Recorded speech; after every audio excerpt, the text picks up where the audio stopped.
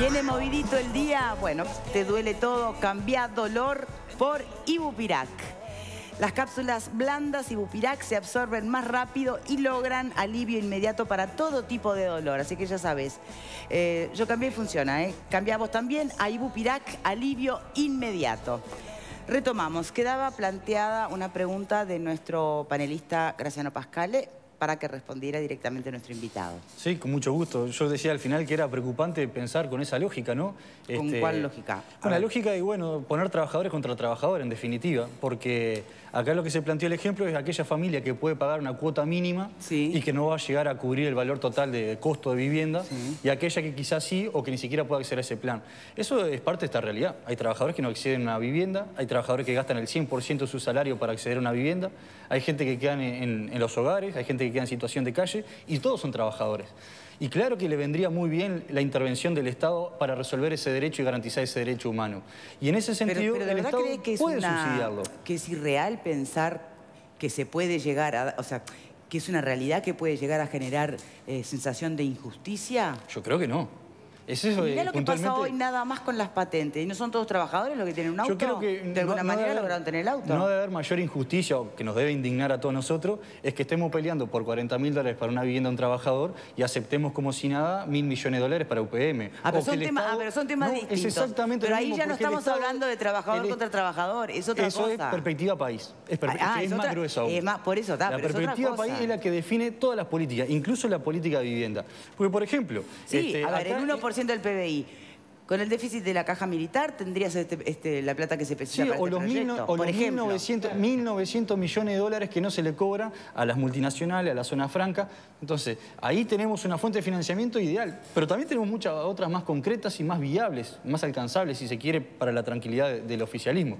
Pero lo que entendemos nosotros que es fundamental, y no tenemos ningún problema de que el Estado subsidie la vivienda para los trabajadores. Sí, tenemos problemas cuando se subsidian otras cosas. Bien, pero seguí sin responder la pregunta que plantea Graciano.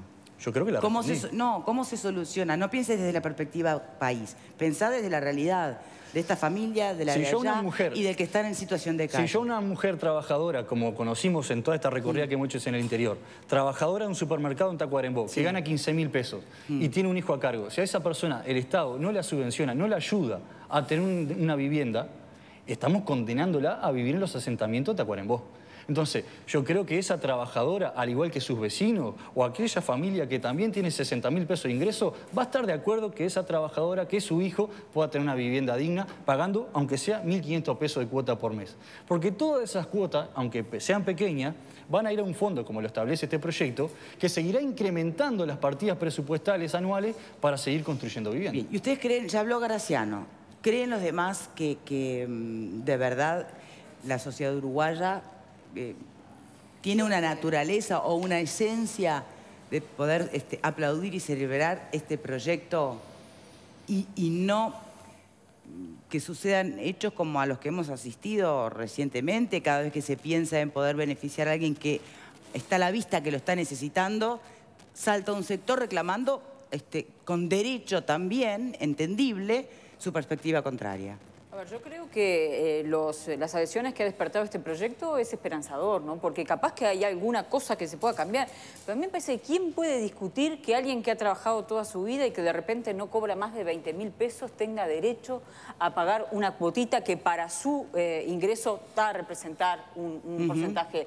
No estamos hablando de que es gratis, estamos hablando de un porcentaje. Porque de la otra vereda también podríamos decir, ese trabajador podría decir, ¿y por qué es justo que alguien tenga una propiedad en el centro de Montevideo, 2 propiedades en el este, una propiedad en el campo? ¿Es justo si vamos a pensar en que tiene que haber un valor equitativo de la vivienda para todos? Las realidades no son las mismas para todos. Entonces me parece que el Estado está para ayudar a ese que no ha podido acceder. Y tengo otro dato por acá. Decía Graciano, ¿cómo va a volcar el Estado determinado porcentaje de dinero para que la vivienda les cueste más barato a los que menos tienen? El Estado en este momento, bueno, el Estado en este momento está pagando, ha pagado desde que se aprobó la ley para estimular la construcción de vivienda social, 220 millones de dólares. Ha dejado de recaudar en tributos. ¿Para quién? Para empresas constructoras que terminaron vendiendo estas viviendas al precio del mercado, porque aquello que decían que iba a bajar, que iban a ser viviendas más baratas, que iba a ser un estímulo para todo el mercado y que entonces iba a bajar el precio de los alquileres, el precio de la construcción, no sucedió. ¿Y saben a quién está subsidiando el Estado ahora? No está subsidiando a los trabajadores más pobres, está subsidiando a las grandes empresas constructoras que todos vemos por allí, esos grandes proyectos de edificios que se venden al valor del mercado. Bien, Alfredo. A mí me parece que el proyecto es fantástico, es maravilloso, realmente, porque si uno piensa que el metro de construcción hoy por hoy es 1.962 dólares y el proyecto apunta a que las viviendas sean por mínimo debajo de 50 metros, el mínimo posible son 50 metros cuadrados, son 98.000 dólares que cuesta una casa de 50 metros. Se supone que eso es el mínimo, es decir, de ahí para arriba. Entonces, si vemos que hay un déficit de 14.000 viviendas anuales, porque son 80.000 viviendas que hay en total, 14.000 anuales tendrían que hacer, son 1.372 millones de dólares que necesitamos por año para construir las 14.000 viviendas. Si hacemos 10.000, necesitamos 1.000 millones de dólares.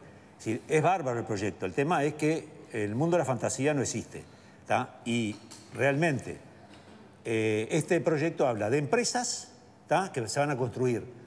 Y las cooperativas que son el gran... Yo coincido contigo, las cooperativas en Uruguay han sido... No, habla de empresas. No, habla de empresas. Habla de empresas, perdón. Habla de empresas, no habla de autoconstrucción, por ejemplo. Formadas por cooperativistas. ¿No? Por cooperativistas, pero son empresas, pero no habla de cooperativa de ayuda mutua, no habla de eso. Y no habla de autoconstrucción, que también hay mucha gente decir. Me parece que me llama la atención que un partido que se dice izquierda promueva un proyecto sin financiación real, porque en realidad 1.300 millones de dólares en el año no es fácil de conseguir para conseguir este déficit de viviendas que hay en Uruguay, y que aparte se favorezca empresas, porque en definitiva si hay empresas que vayan a construir, me parece que es muy lindo, pero vivimos en Uruguay, no tiene lana. A ver, respuesta para eso. Sí, yo primero sugeriría al panelista que lea en su totalidad el proyecto. Lo leí totalmente. Porque si bien es un dato real del mercado, que el valor del metro cuadrado se encuentra en esa cifra, lo que presenta este proyecto es la utilización de tierras improductivas del Estado, que según los estudios que hizo la propia Facultad de Arquitectura, son muchísimas las hectáreas en propiedad del Estado que están improductivas y que además son posibles de construir, no como sucede en la actualidad, que se terminan construyendo viviendas en lugares inundables y que inundación tras inundación se presenta el problema. Y también recurrimos a un derecho constitucional, que es la expropiación de las tierras de capitales privados que están improductivas, en desuso y que están fijadas para la especulación. Por lo tanto, si se utiliza el derecho constitucional de la expropiación, el valor del terreno cambia significativamente porque no va a estar sujeto a la especulación inmobiliaria como sucede en la actual si vas a comprar un terreno. Entonces hay que pensar un poco más a la hora de opinar ligeramente sobre un proyecto como este que tiene el sustento de la academia. Gonzalo, por el no otro hablé lado, de tierra. Por el otro lado. No, hablé solo de construcción, ¿eh? Sí, sí. 1962 metros es el metro de construcción. Sí, sí. No hablé de la tierra. Vos te usted dijo de la tierra. Usted dijo el valor del metro de tierra. Usted dijo el valor del metro de tierra. El valor de la construcción, dije yo, no te confundas. Esa es la cifra. Ahora, nosotros también apelamos a la mano de obra, porque este es el otro aspecto del proyecto que es fundamental, que hasta el gobierno no ha dado solución claramente, que es el problema de la fuente de empleo. Estamos hablando que hay 30.000 trabajadores de la construcción y seguro de paro, porque están sujetos a la inversión extranjera inmobiliaria, ¿no?, a las grandes especulaciones. Y nosotros proponemos... ¿30.000 no eran 15.000? No, según la Cámara de la Construcción. Se han ido actualizando. Hasta hace un pocos años había 120.000 trabajadores ocupados. Hoy no llega a la mitad. O sea que esto sería una fuente de trabajo seguro por la cantidad de viviendas que habría que construir anualmente. Y con respecto a la fuente de empleo, nosotros, bueno, en esa primera instancia que hemos elaborado la propuesta, dijimos, bueno, en el caso de que se invierta el 1% del PIB, o sea, 600 millones de dólares, utilizando los recursos del Estado, reduciendo y regulando los precios de los materiales, porque ahí también lo dice el proyecto, que estaría bueno comentarlo, si el Estado interviene y regula los precios de los materiales y pone a disposición todos los organismos del Estado y regula, como decíamos, los impuestos que se aplican sobre estos planes, podríamos estar reduciendo sustancialmente el costo de la vivienda. Y por lo tanto estaría también, por debajo de los $1.000 el metro cuadrado. Eso va a depender en la reglamentación final de la que implemente la Agencia Nacional. Pero ese es nuestros cálculos. Quizás el gobierno con todo el equipo puede afinar los números, que quizás no sean los nuestros, tampoco sea el del panelista. Entonces, la fuente de empleo, nosotros que proponemos la necesidad de recuperarla. recuperarla no solamente en la industria, sino también de forma local. Y nuestra propuesta puntualmente es, a través de las empresas de construcción, fomentando y priorizando a las cooperativas de trabajadores de la construcción. Acá me parece que está muy claro en la redacción del proyecto, si se hubiese leído con atención. Por supuesto, son ¿Me empresas. permitís una pregunta hablando de los terrenos? Se supone que solo 97 hectáreas de las 465 libres que pertenecen a distintos entes del Estado, cuando digo libres es factibles para ser construidas encima, ¿no? ¿Dónde están estas 97 hectáreas libres? Bueno, esto es ¿Es solo Montevideo? ¿Es interior? Este es un dato que lo tomamos de un trabajo de la Facultad de Arquitectura, con la cual tuvimos varios encuentros intercambiando sobre esta propuesta. Y hay una realidad, que es necesario afinar cada vez más los estudios. Estas hectáreas son de algunos organismos del Estado que están distribuidas a lo largo y ancho del país. Algunos son entendibles que deben de mantenerse en propiedad de los organismos para futuras inversiones o trabajos o investigaciones. Pero hay otras de algunos organismos que ya incluso están fundidos o han cerrado o privatizado y que perfectamente podrían ser utilizadas esas tierras para la construcción. ¿Y qué hay de las hectáreas que ocupan los asentamientos? Que tengo entendido que el 63% de los asentamientos en Montevideo están en tierras públicas. Exactamente. Bueno. ¿Se destinarían a este plan? En la medida ¿Qué hacemos con las familias? En la medida que se entiendan que son habitables, que garantizan el derecho a la dignidad, por supuesto. ¿Y qué hacemos con las familias que están en el asentamiento? Bueno, serán justamente, en el caso de tener una formalidad laboral, podrán ingresar a este plan. De no hacer así, ya están o deberían estar contempladas en los actuales planes de realojo que lleva adelante la Agencia Nacional.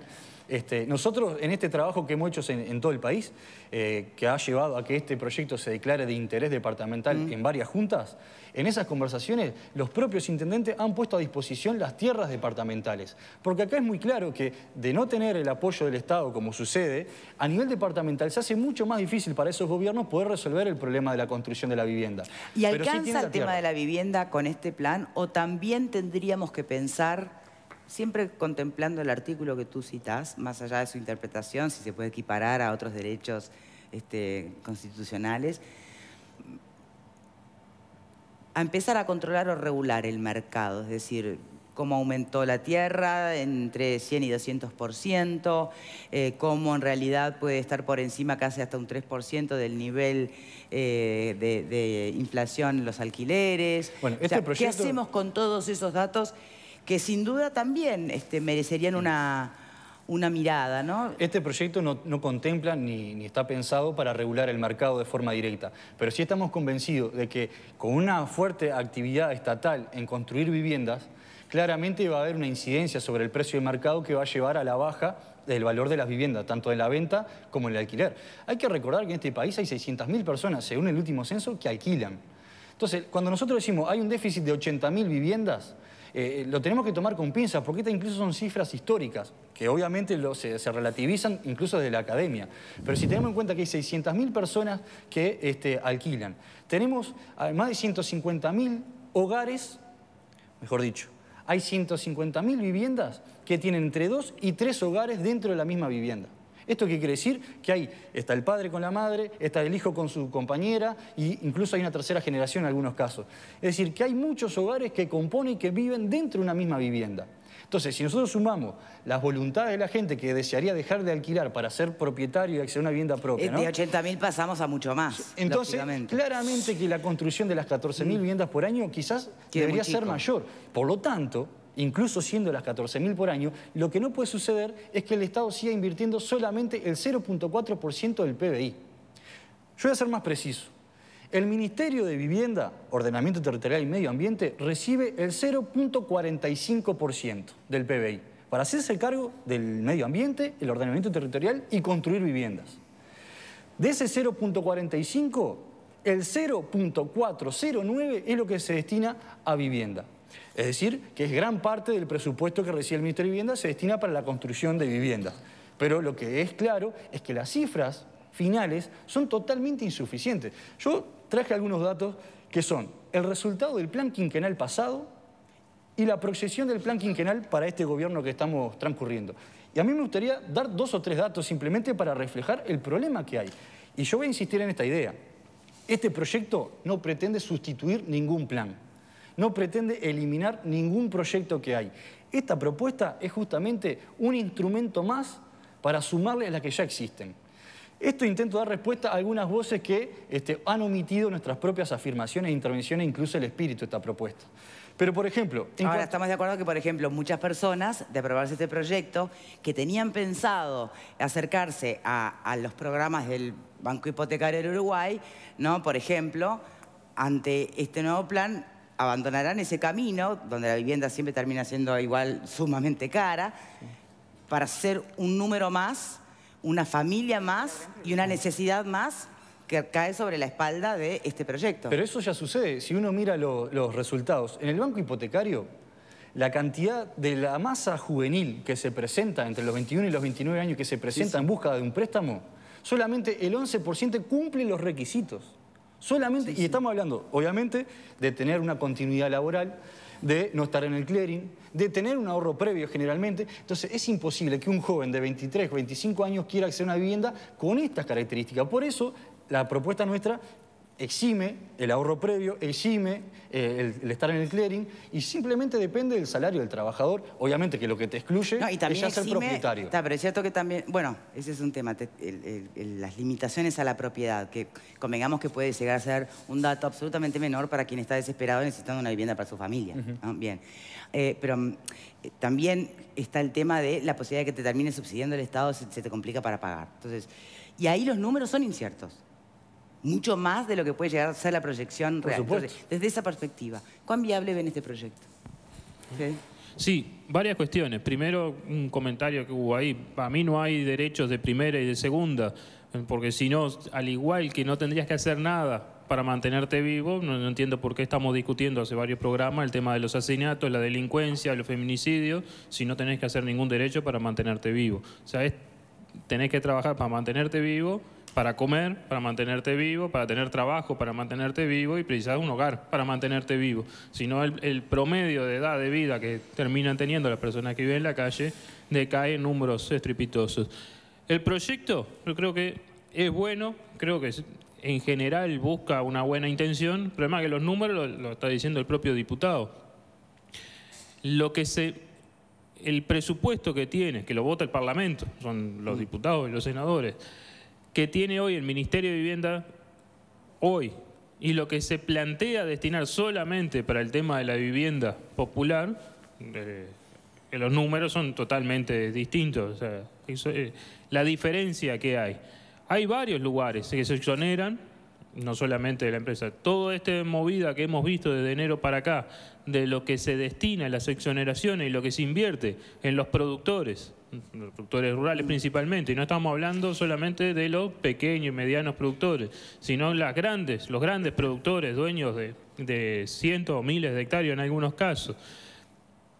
Todo eso que en los distintos medios de prensa hemos visto, en la cadena nacional que se transmitió, todo lo que se viene invirtiendo para la producción, si se destinara algo de eso para la vivienda, creo que mejoraría un montón de situaciones. Y hoy, de esos 600.000 personas que pagan alquileres, pagan muchísimo más, hasta un 100% más de lo que sería la cuota de lo que sería. Mucha gente de esas, si le decís que pague lo que hoy paga de alquiler para tener derecho a la vivienda, lo pagaría gustosamente.